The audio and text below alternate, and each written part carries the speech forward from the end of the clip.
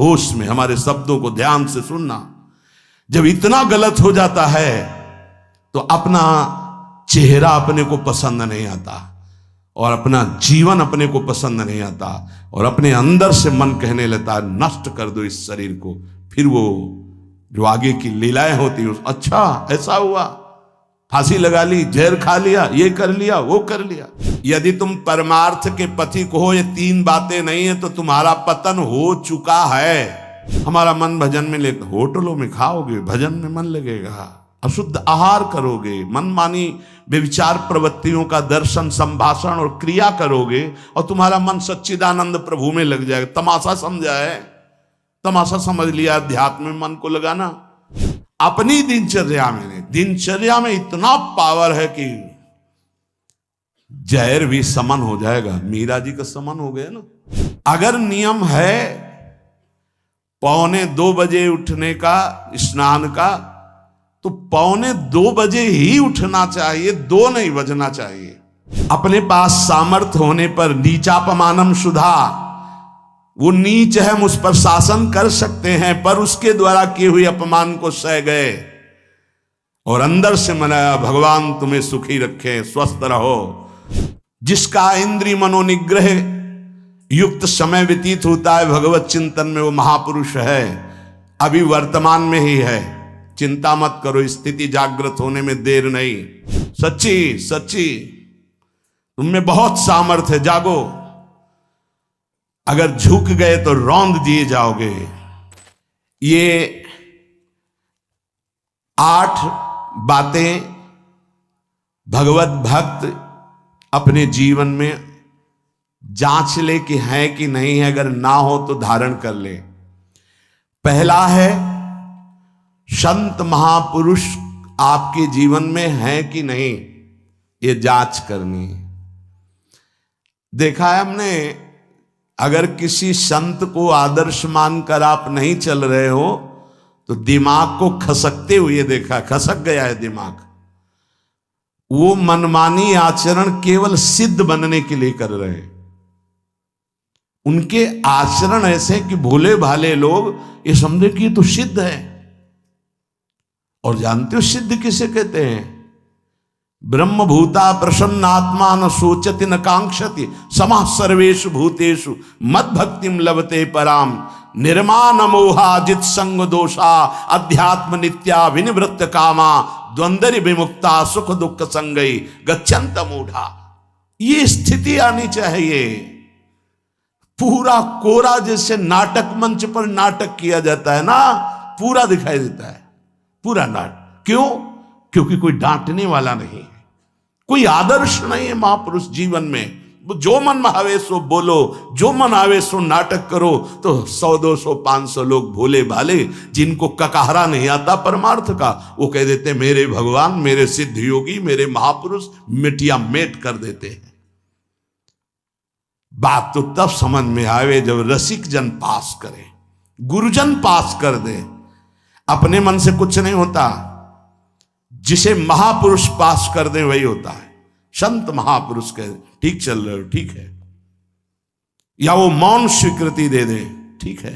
अपने मन से सिद्ध बनने पर सिद्ध थोड़ी कोई हो जाता है। जीवन में तुम्हारे संत हैं कि नहीं, बस इतनी बात देखो। अब एक भगत जी आए थे, अपने लोग तो सबका आदर ही करते हैं। उनका दिव्य रूप से हनुमान जी हमारे सामने प्रकट हुए थे। सच्ची बात कह रहे हैं, जिस समय दिव्य रूप हनुमान जी ने धारण किया तो हनुमान जी महाराज के ही भाई पवन पुत्र भीम कंपायमान थे। भीम जैसे हनुमान जी वैसे भीम, बड़े बड़े पर्वतों को अपनी टक्कर से चूर करने की सामर्थ्य रखने वाले।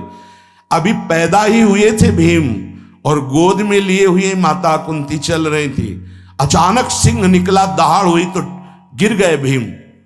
तो जो जिस चट्टान पे गिरे चकना चूर हो गई चट्टान, और उस आवाज से भयभीत होकर भाग पड़ा सिंह। अभी गोद में बच्चा थे। वो भीम जिस समय प्रार्थना की कि भैया मैं तुम्हारा वो दिव्य रूप देखना चाहता हूं, तो उनका काहे को तुम व्यर्थ में ऐसा तुम नहीं देख पाओगे। तो उनका हमारी लालसा है आपका छोटा भाई हो तो पट्टहास किया हनुमान जी का वो दिव्य रूप कि कंपायमान होकर कह रहे थे, हे वायुपुत्र, हे पवन पुत्र, तुम अपने रूप का संवरण करो, मेरी सामर्थ्य नहीं। और वो व्यक्ति ऐसे कह रहा, मैं दिव्य हनुमान। हम कह रहे पाखंड मत करो, ठीक से चलो तो ये सब भगवत स्वरूप अनुभव में आ जाएंगे। ठीक से चलो, बड़ा विचित्र स्वरूप है। जब तक जीवन में कोई संत नहीं तो हम ये देख रहे हैं कि वो जीवन या तो पाखंड में सकेल जाएगा और या तो व्यर्थ के चिंतन में फंसा हुआ अपने को मान लेगा कि मैं सिद्ध हूं। आपका शब्द, आपकी दृष्टि, आपकी चेष्टा, तस्मात् शास्त्रम प्रमाणम ते, तब सिद्ध माना जाता है। बहुत सिद्धों के दर्शन हुए, गंगा किनारे सिद्धों का हमने कभी नहीं देखा ऐसा प्रमादी। सिद्ध प्रमादी नहीं होता। 95 वर्ष की आयु पूज्य स्वामी श्री ओंकारानंद सरस्वती जी महाराज 4 बजे एक अपने निज जन से कहते, वो स्वेटर पहना दीजिए। बोले स्वामी जी अभी तो धूप है। नहीं, अंदर अभी जाएंगे, चिंतन में विक्षेप होगा, हमारे पास समय नहीं, डाल दो शरीर में। अब इसका एक साधारण शब्द हुआ, इसका प्रभाव इतना पड़ा, इतनी अवस्था में इतने चिंतन परायण की स्वेटर पहनना है ये स्मृति बाधा ना पहुंचा पावे, डाल दो शरीर में। कितना सूक्ष्म। बड़े बड़े महापुरुषों को देखा है, अपने ब्रज के प्रेमी जनों को और ब्रह्मबोध संपन्न दोनों महापुरुषों को, किंचन मात्र कहीं भी कोई भी शास्त्र विपरीत शब्द नहीं, 1 सेकंड की चेष्टा नहीं पाई शास्त्र विरुद्ध। और यहां शास्त्र में है ही नहीं, हो वैसे सिद्ध हो रहे हैं। क्यों? क्योंकि जीवन में किसी आदर्श महापुरुष का अंकुश नहीं। अगर किसी संत का भय तुम्हारे जीवन में नहीं है तो ये माया रौन देगी, पक्का समझ लीजिए। कोई महापुरुष तुम्हारे ऊपर अंकुश लगाने वाला हो तो इसीलिए जो देहाभिमानी जी होते भाग पड़ते हैं, क्योंकि उनकी सिद्धावस्था में वो बाधा पहुंचाएंगे गुरुजन। असली सिद्ध बनो, नाटक नहीं, तो भाग पड़ते हैं। और जो गुरुजनों की शरण में रहता है वो परिपक्व भगवत प्राप्त महात्मा बन जाता है। इसलिए पूज्य बाबा कह रहे, पहला, किसी महापुरुष का अनुशासन है कि नहीं। प्रगट में अनुशासन जरूरी है, प्रगट में अनुशासन जरूरी है। नारदानंद सरस्वती जी महाराज नैमिषारण्य के पीछे आए थे, कुछ परिकर उन्होंने बताया, अब वो पधार गए जो वहां के अधिकारी बनाए गए विवेकानंद जी।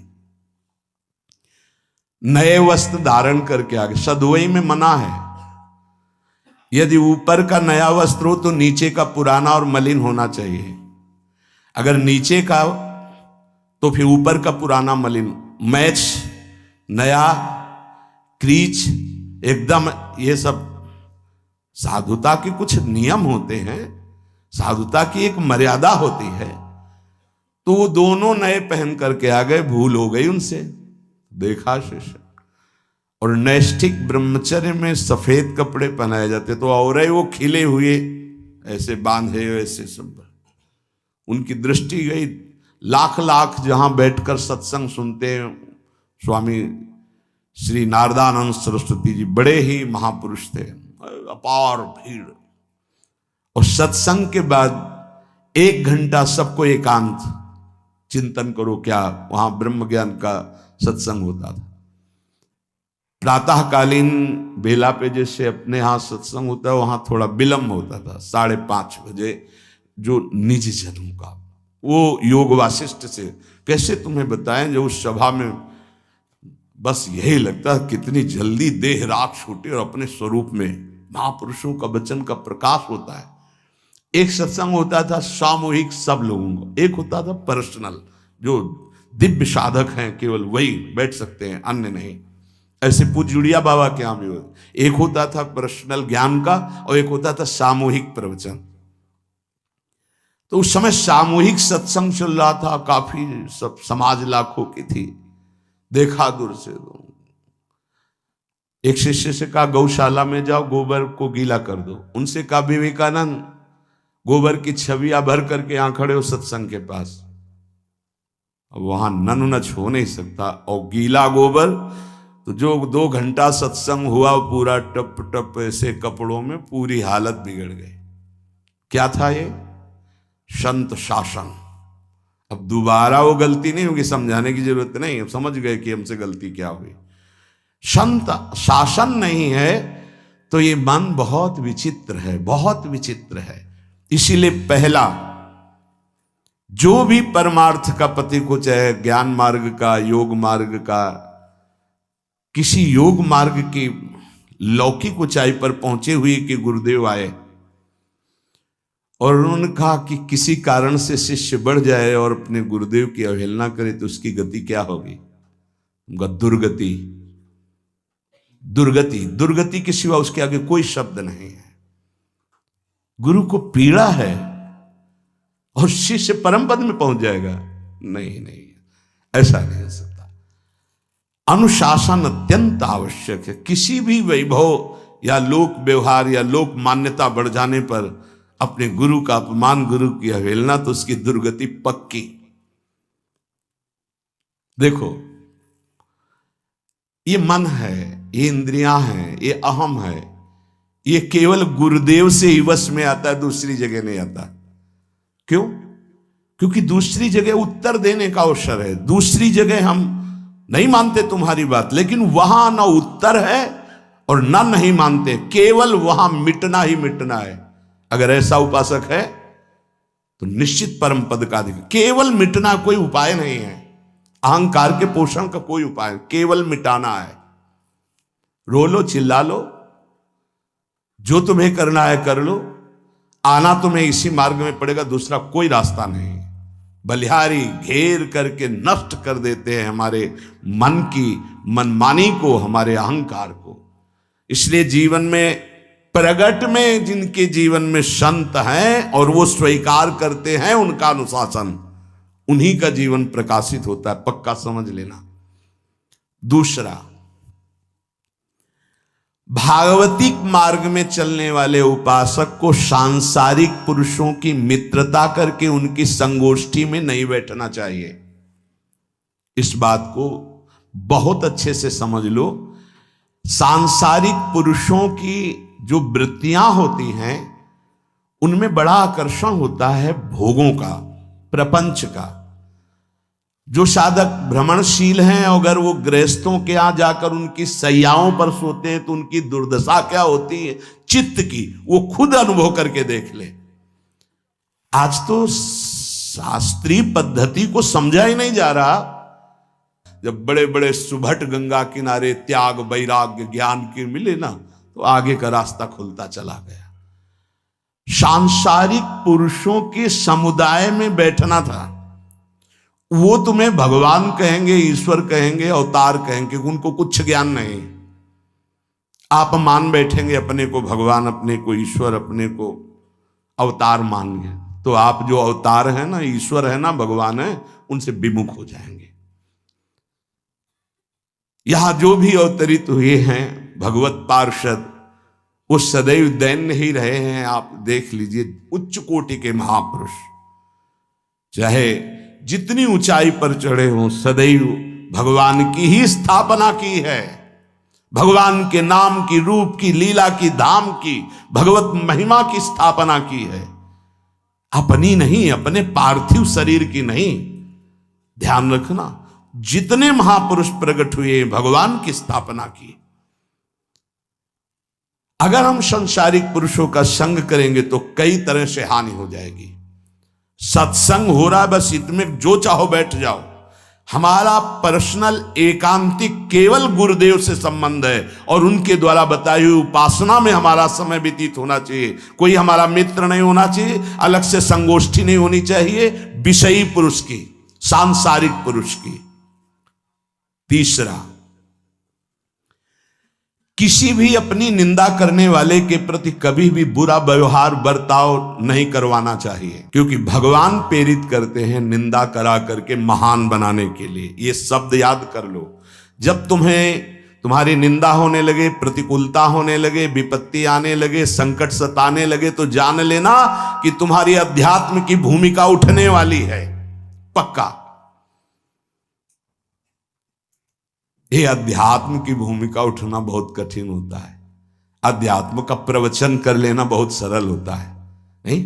हाँ, चमड़ी को चिकनी करके और अध्यात्म का प्रवचन करने में कोई कठिनता नहीं, लेकिन चमड़ी और दमड़ी का राग मिटा दे फिर अध्यात्म की तरफ चले, ये किसी फक्कड़ महात्मा का कृपा पात्र ही होगा जो फकीर होगा, जिसने विश्व की समस्त भोग वासनाओं को रौंद करके अपने स्वरूप में स्थित हो गया। ऐसे महात्मा के संग के बिना अध्यात्म का रंग नहीं चढ़ सकता, और देखने को मिल रहा है। जब तक हमें अध्यात्म का परिचय नहीं है तब तक कहीं भी हम राजी हो जाते हैं। अरे राजी होने को तो टाकीज के सामने देखो जाके, हजारों की भीड़ लगती, लाइन में खड़े होते हैं, पैसा देते हैं, और क्या देखने जाते हैं? झूठा तमाशा। उनको आप क्या कहोगे? ज्ञानी कहोगे? सत्संगी कहोगे? भीड़ का इकट्ठा हो जाना कोई अध्यात्म का चमत्कार नहीं होता। तो अध्यात्म का चमत्कार तो अंतर की वृत्ति का परिवर्तन हो जाना होता है। नहीं तो अगर एक नृत्य करने लगे ना तो हजारों उसको देखने खड़े हो जाते हैं। फिर 14 संगीत बज रहे हैं, फिर इसके बाद अगर हजारों ये बैठे मनोरंजन कर रहे हैं तो इनका कोई महत्व तो नहीं। अगर एक महात्मा कह देता है कि तुम वास्तविक भगवत मार्ग के पथिक हो तो धन्य हो गया जीवन, और 1 करोड़ लोग कह दें कि परमार्थ का पथिक है तो मान्यता नहीं मानी जाएगी। ये अध्यात्म है। अध्यात्म इसीलिए कह रहे हैं कि सांसारिक पुरुषों की संगोष्ठी में रति न करे।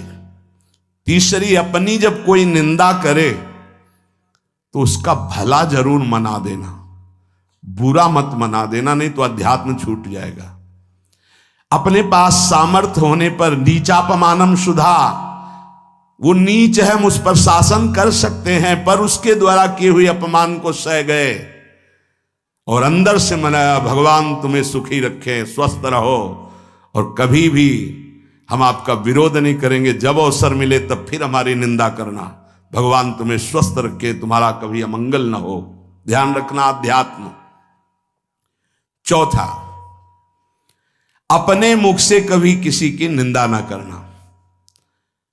निंदा व्यक्तिगत नाम लेकर के की जाती है, सिद्धांत सार्वभौम वर्णन होता है। जैसे यहां हम कह रहे हैं, वो निंदा सिद्धांत के विपरीत आचरण में जो चलते हैं उनकी है। कौन है? नाम नहीं है, रूप नहीं है। सिद्धांत में चलना एक ये मार्ग, सिद्धांत से बिलक चलना ये पाखंड है। पाखंड और दंभ की निंदा होती, और सत्य की कोई निंदा करे तो वो प्रकाशित होता है। सत्य निंदा से ढकता नहीं। जैसे कोहरा थोड़ी देर के लिए सूर्य को ढकने का नाटक कर सकता है, लेकिन सूर्य जब प्रकाशित होगा तो कोहरे की धज्जियां उड़ जाएंगी। 5वां, मान लेने की इच्छा का त्याग करके अपने समीप जो भी आवे, छोटा बड़ा सबको प्यार और मान देना। ये 8 अच्छे उपासक में सब लक्षण पाए जाते हैं। दूसरों को मान देने का स्वभाव रखना, चाहे छोटा बच्चा ही क्यों न हो। ये नहीं कि धनी मानी बड़ा आकर के धन राशि दे रहा है तो उसका सम्मान हो रहा है, और एक छोटा प्रणाम कर रहा है उसकी तरफ देखा भी नहीं जा रहा। नहीं, बच्चे से लेकर कोई भी सबको एक ही प्यार की दृष्टि से देखना, भगवत भाव से देखना, अपने को मान रहित और दूसरों को मान देने का स्वभाव बना देना। 6वां, अपनी इंद्रियों को सदाचार परायण रखना। इंद्रियां ये सदैव व्यभिचार की तरफ भागती हैं। नेत्र व्यभिचार दोष, बार बार दूसरों के प्रति देखना आकर्षणकारी, कैसा भी दोष अंदर का भाव हो, नेत्र दोष। दूसरों की बातें सुनना, श्रवणेंद्रिय दोष। वाणी से दूसरों की चर्चा करना, वाणी, ऐसे हर इंद्रिय अपने व्यभिचार में जाना चाहती है। सदाचार परायण उपासक होता है। कल की बात है, कल चिंतन हो रहा था श्रीमद् भगवत गीता जी का। अगर उपासक में सदाचार इंद्रियों की पवित्रता नहीं है तो ढकोसला के सिवा कुछ नहीं रहेगा। ये अच्छे से समझ लो। इंद्रियों का विलास चल रहा, खुला दिखाई देता है, खुला। तो एक दृष्टि होती है, उसमें दिखाई देता है। अंतर में ब्रह्म बैठा हुआ शांत मौन है और ये समझ नहीं पा रहा, केवल नाटक पे लगा हुआ है। अपना मन, अपनी इंद्रियां यदि संयम में नहीं है, सदाचार में नहीं है, तो ढकोसला ही है, आडंबर ही है, नाटक ही है। पक्का समझ लीजिए। अगर वो संयमी नहीं है, जितेंद्रीय नहीं है, मनोनिग्रही नहीं, तो अध्यात्म क्या है? क्या प्रवचन हो रहा है? किस बात का प्रवचन हो रहा है? जो अनुभव हुआ उसका हो रहा है, शास्त्र सम्मत हो रहा है। जितेंद्रियता नहीं, इंद्रिय निग्रह नहीं, मनोनिग्रह नहीं। छठवां, सदाचार परायण, अर्थात इंद्रिय और मन शास्त्राज्ञा के अनुसार चले। जिसका इंद्रिय मनोनिग्रह युक्त समय व्यतीत होता है भगवत चिंतन में, वो महापुरुष है। अभी वर्तमान में ही है, चिंता मत करो, स्थिति जागृत होने में देर नहीं। बंद रखो अपनी खिड़कियों को, कहीं माया की हवा ना घुस जाए। सच्ची सच्ची तुम में बहुत सामर्थ्य है, जागो। अगर झुक गए तो रौंद दिए जाओगे। एक एक बात अच्छे से समझ लो।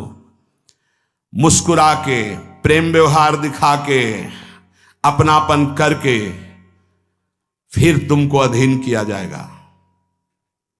माया भगवती बहुत बलवती है।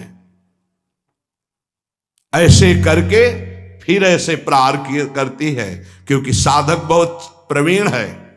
ऐसे में अपने को बचा लेगा, लेकिन ऐसे में बचाना बहुत कठिन होता है। हमारी बात को समझ लेना, ऐसे में बचाना बहुत कठिन होता है, बहुत कठिन होता है। समर्पण का मिश, सेवा का मिश, अपनापन का मिश। हमारी इंद्री, हमारा मन बहुत धोखेबाज है। हमें कोई धोखा नहीं दे सकता। ये हमारा मन, हमारी इंद्रियां हमको धोखा देती है। साधु, साधक, परमार्थ पथिक, भक्त इस बात से परम सावधान। सदाचार और सरलता, संयम के साथ हमारा समय व्यतीत होना चाहिए। किसी के गवाही की जरूरत नहीं है, किसी के प्रमाण की जरूरत नहीं। आप खुद अपने हृदय की भूमिका को नाप लीजिएगा। कितनी ऊंचाई पर चढ़ रहे हो, आपको खुद अनुभव में समझ में आ जाएगा। जो इंद्रियों का गुलाम, मन के द्वारा भ्रष्ट आचरण करने वाला है, वो कुछ भी हो, कोई भी हो, कहीं भी हो, दुर्गति शब्द से ही संबंध है। जीते जी दुर्गति, फिर फांसी ऐसी लगे तेषम दुख न हो। सच्ची मानना, जब गलत हो जाता है आचरण, तो अपना मन अपने को कहता है नष्ट कर दो, ये जीवन किस काम का। होश में हमारे शब्दों को ध्यान से सुनना। जब इतना गलत हो जाता है तो अपना चेहरा अपने को पसंद नहीं आता, और अपना जीवन अपने को पसंद नहीं आता, और अपने अंदर से मन कहने लगता है नष्ट कर दो इस शरीर को। फिर वो जो आगे की लीलाएं होती है, अच्छा ऐसा हुआ, फांसी लगा ली, जहर खा लिया, ये कर लिया, वो कर लिया। वो इन्हीं इंद्रिय और मन की फिसलन को नहीं सह पाया। अच्छा, किसी महापुरुष का शासन नहीं था, नहीं, उस चूक में भी बचत हो जाती है। एक बहुत बड़े महापुरुष के समीप रहने वाले से चूक हो गई, तो उन्होंने अपने आसन के पास आसन लगवाया। सब साधुकों ने कहा कि बहुत बदनामी होगी, क्योंकि आपका नाम आगे है और वो आपके आश्रित है, ऐसा है किसी महापुरुष के। उन्होंने कहा तुम क्या समझते हो, ये बाया है, चूक हो गई, अब इसको कभी चूक नहीं होगी ऐसा बना देंगे, कभी त्रुटि नहीं होगी, इसको ऐसा बना देंगे। और वो फिर ब्रह्मावर्त बिठूर में रहे, और बहुत अच्छे महात्मा हैं, अब भी हैं। अगर संत का शासन है और आपसे चूक भी हो जाती है, तो ऐसा बना देंगे कि दोबारा चूक नहीं होगी। पर इंद्रिय और मन को छूट देकर मनमानी आचरण करने वाला कभी साधक नहीं हो सकता, पक्का।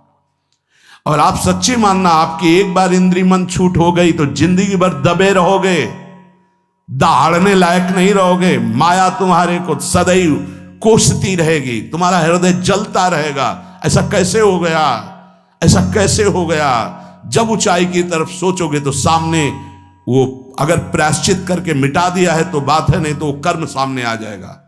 लगेगा नहीं हम इस ऊंचाई लायक नहीं है, नहीं हम इस ऊंचाई लायक। आपसे प्रार्थना कर रहे, अगर चूक हो गई हो तो उसको मिटा दो, नहीं आगे बढ़ने में बाधा पहुंचा देगा।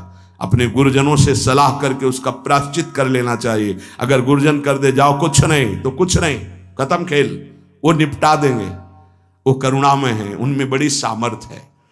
पर छठवां सूत्र, सदाचार संयम जितेंद्रियता मनोनिग्रह साधक में होना ही चाहिए। जो साधक एकांत में मनोरंजन करके अपने जीवन को नष्ट कर रहे हैं, अच्छा होता गृहस्थ धर्म में रहते, बाल बच्चे पैदा करके मेहनत करके धर्म पूर्वक कमाते और समाज की सेवा करते। यदि अखंड ब्रह्मचारी वैराग्य मार्ग के पथिक हो तो चूक ना होने पावे प्रार्थना करते हैं। इंद्रियों को शिथिल ना होने देना, मन को शिथिल मत होने देना, नहीं तो ऐसा बंधन ये बांध देते हैं कि बड़े बड़ों को सर झुकाकर चलना पड़ता है, रौंद देती है माया। ध्यान रखना, सर उठाने लायक नहीं रह जाता। अगर इंद्रिय जन्य भोगों का आकर्षण नष्ट कर दे तो अपना मन अपने को जलाता रहता, धिक्कार देता रहता। कैसे हो गया ऐसे? तो कैसे हो गया? कीन हो इसकबहू अभिमाना, सुख हो वंचा कृपा निधाना। कहीं अभिमान हो गया कि मैं ब्रह्मचारी हूं, मैं जितेंद्री हूं, मैं मनोनिग्रही हूं, तो ठाकुर जी ने दाना फेंक दिया, देख भला मनोनिग्रही है तो मत चुन। लेकिन कृपा पात्र साधक पुनः अपने आप को सावधान करके सदाचार में ही स्थित रहे। आज सदाचार को समझा ही नहीं जा रहा कि सदाचार है क्या। सातवां, किसी भी पद को साधक कभी स्वीकार न करे। समाज में बड़े पद मिलते हैं, यहां भगवत प्राप्ति की वार्ता हो रही। किसी भी पद, किसी भी सम्मान को स्वीकार न करें। ये सब उपाधियां हैं, अगर उपाधियां स्वीकार की तो उपद्रव शुरू हो जाएंगे। कोई उपाधि स्वीकार न करो तो इतने महान बन जाओगे कि पूरे विश्व में तुम ही होगे। ये भी बात याद कर लो, कोई भी छोटी मोटी उपाधि स्वीकार की तो उस महान को नहीं प्राप्त कर पाओगे। विश्व में तुम ही होगे, या तो ज्ञान में तो एक तुमसे बड़ा कोई है नहीं, और अगर भक्ति में तो तुमसे छोटा कोई नहीं, तो विश्व में तुम ही तो हुए ना। सब बड़े और आप छोटे, विश्व में आप त्रणादपि सुनीचेन, और ज्ञान तो हम ब्रह्मास्मि, सबको समेट लिया अपने में, एक के सिवा दूसरा कोई नहीं।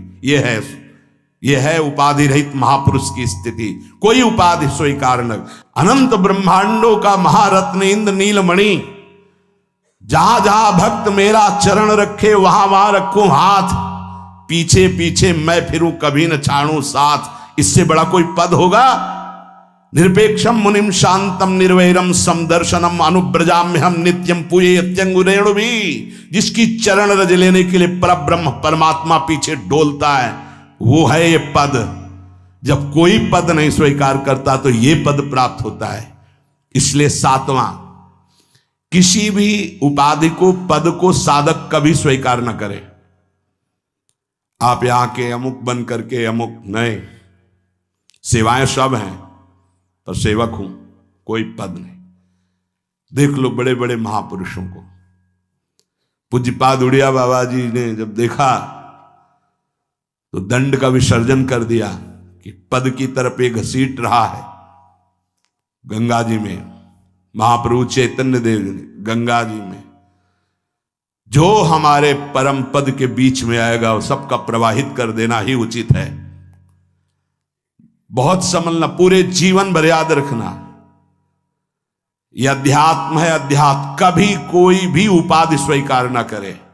वो बहुत जल्दी उपाधियां सामने लिख दी जाती हैं, तभी कोई वो स्थिति ही नहीं आती।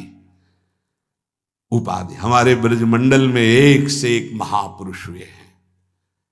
बाबा प्राण धन रहे हैं, कितने संत महापुरुष, और उनको यहां प्यार से ब्रजवासी जन मेरो बाबा प्रिया प्रीतम के लाडले।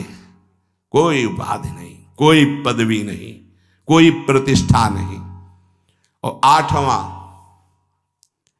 ये आखिरी, किसी भी परिस्थिति में अपने आराध्य देव का चिंतन ना छूटने पावे। पूर्णता, ये तभी हो सकता है जिसके जीवन में ये तीन बातें हैं। आखिरी वाली बात, किसी भी परिस्थिति में अपने लक्ष्य का चिंतन न छूटने पावे। ये तीन बातें जिसके जीवन में हैं तो ये आखिरी बात पूर्ण होगी। आखिरी और पहली दो बहुत जोर की बात थी। पहली थी किसी संत महापुरुष का शासन, और पूर्णता आई किसी भी परिस्थिति में अपने लक्ष्य का चिंतन न छूटना। बीच में अपने आप सब आ जाएगा।